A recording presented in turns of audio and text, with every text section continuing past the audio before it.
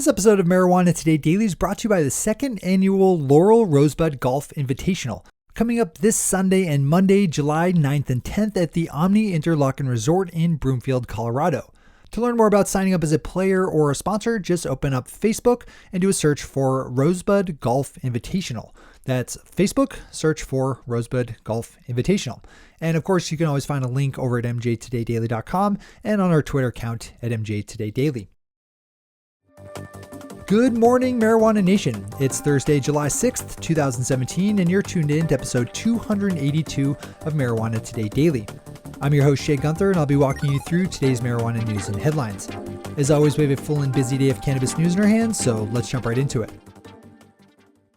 Our top story of the day again brings us out west to Nevada, where numbers for the first few days of adult use sales are starting to trickle in, and man, do they look pretty good. The Las Vegas Sun is reporting that in the first 4 days of legal adult use marijuana, $3 million in sales in all were made, generating around $500,000 in taxes for the state. Though it's still pretty early to forecast, the Nevada Dispensary Association thinks the state should do around $30 million in sales in all over the next 6 months. Nevada has a pretty high tax rate on legal marijuana, ranging from 33% all the way up to 38%, depending on where you're buying, but that did not seem to deter customers who've been lining up for hours outside every medical marijuana dispensary selling adult use cannabis since sales started up this weekend. Florida marijuana attorney, activist, and super rich guy John Morgan will be filing a lawsuit today in the capital city of Tallahassee to overturn the state's ban on the smoking of medical marijuana. Florida voters passed by an overwhelming majority last fall a ballot initiative to expand their medical marijuana program, but state lawmakers effectively messed up the whole process by badly implementing its measures in a piece of special session legislation just last month. One of the new regulations passed by lawmakers bans medical marijuana patients from smoking their medicine, something that Mr. Morgan, who was a large part of bringing the ballot initiative to the voters in the first place, said he took great issue with.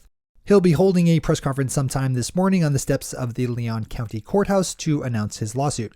We'll report back on this one as it progresses.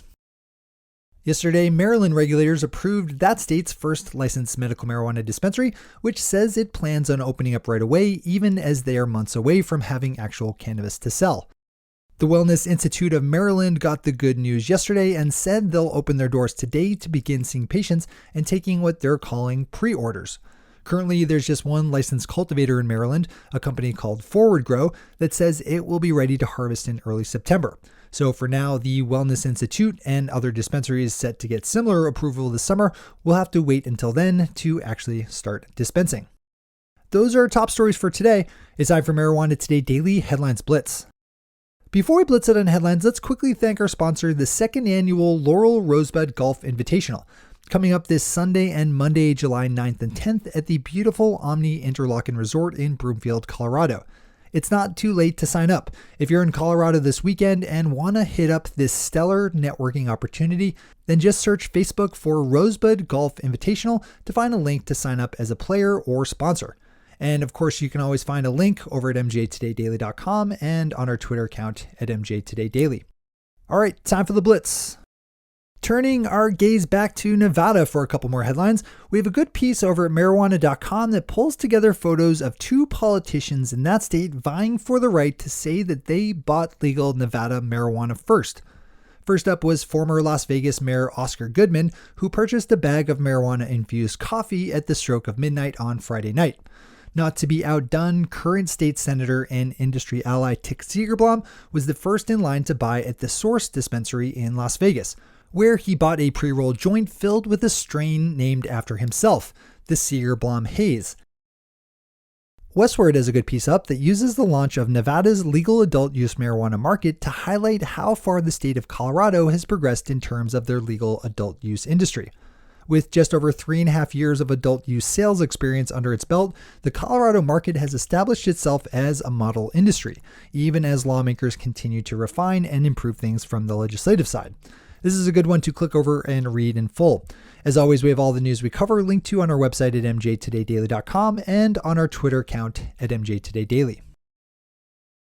Massachusetts Speaker of the House Robert DeLeo issued a statement yesterday asking that state lawmakers working to merge two versions of a marijuana legalization bill suspend their efforts until the state is able to finish its budget setting process. In response, Senate President Stan Rosenberg issued his own statement saying that negotiations on the marijuana law will continue. The state of Ohio has received 185 applications for the 24 cultivation licenses it's making available as it starts building out the medical marijuana program pushed through by state lawmakers last year. The state published the list of the 185 applicants online yesterday and will eventually dole out 12 small-scale cultivation licenses and another 12 large-scale licenses. Licensed winners of the smaller size allotment will be given up to 3,000 square feet of space to grow in, while the large licensees will have up to 25,000 square feet. Vermont is accepting applications to open up what will be the 5th medical marijuana dispensary located within the state. The state's Department of Public Safety started accepting applications last week and will continue to do so through 4:30 p.m. on July 28th. Swing over to MJ Biz Daily to learn more about this one and find a link to the application website. Alex Halpern has a good piece up in LA Weekly looking at the current status of legal marijuana within the city of Los Angeles.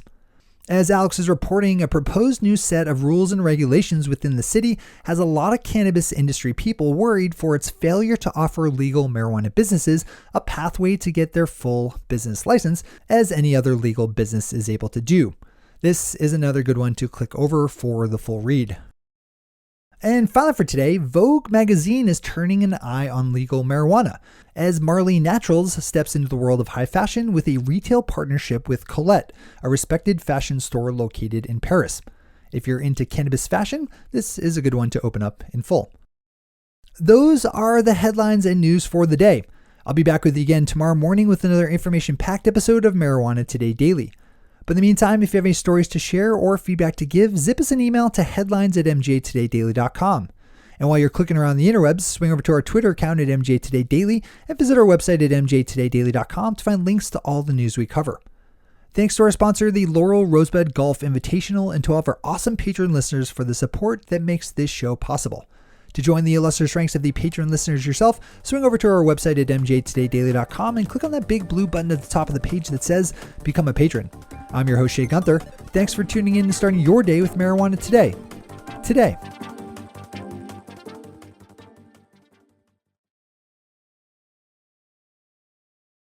One take, Shay. One take.